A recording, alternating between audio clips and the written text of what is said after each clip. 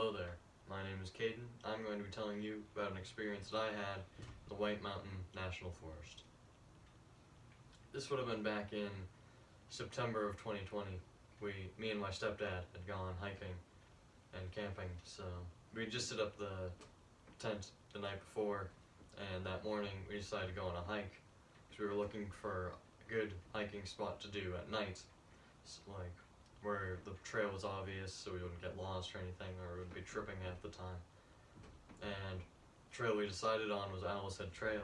So that night we went out there, and for anyone who has hiked this trail, they know that it is about as wide as a road. And there are no rocks or roots or anything in it, nothing to trip over. There are a few rocks here and there, but there are always rocks. It's New England.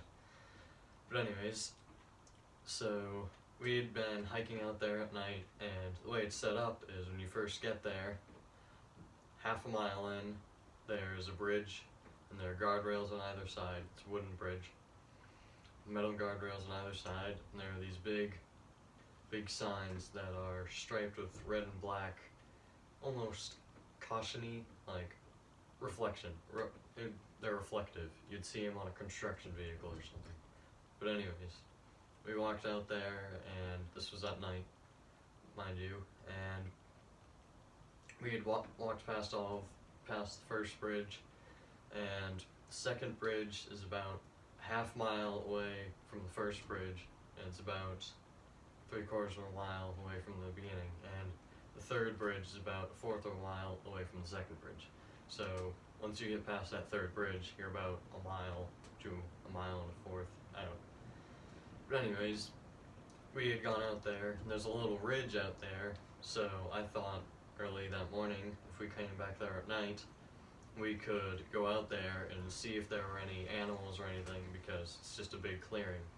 The ridge looks out over a river, and there are no trees in this river. It's a very wide river, but it wasn't that wide this time. It was a little dry that week, so we didn't really see any animals, but we walked out there, didn't see anything, and we turned around and we were walking back, and we kept seeing, at least I kept seeing, these little white, for lack of a better term, white lights off the left side of the trail. And the best way I can describe them is they didn't look like lanterns.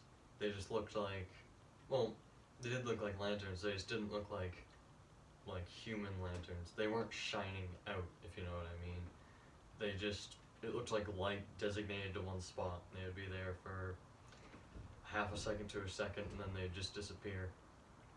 So after those, we kept seeing them on the left side of the trail, and we took a right further up on that trail, which you'd think if it was a person going to the bathroom, we probably would have caught up to them by then, because this is up ahead of us. And if it was a person who was lost, they would have seen our lights and walked towards us. So that's just what I think. But after we took that right on the trail, a few turns, and about a 1/4 mile past that, there's just a straightaway, and about 100 to 150 yards up ahead of us, there was just a straightaway, you know. So about 100 and 150 yards ahead of us, we saw these two, and I hate to use this word because it's, you know what I'm going to say when I say it, but there are these two red orbs up in the middle of this path. They're about 2 feet away from each other, 8 feet off the ground. I would give it a foot to a 1.5 foot diameter, and they were there for about 3 to 5 seconds. And I remember my stepdad asking me, like, what are those?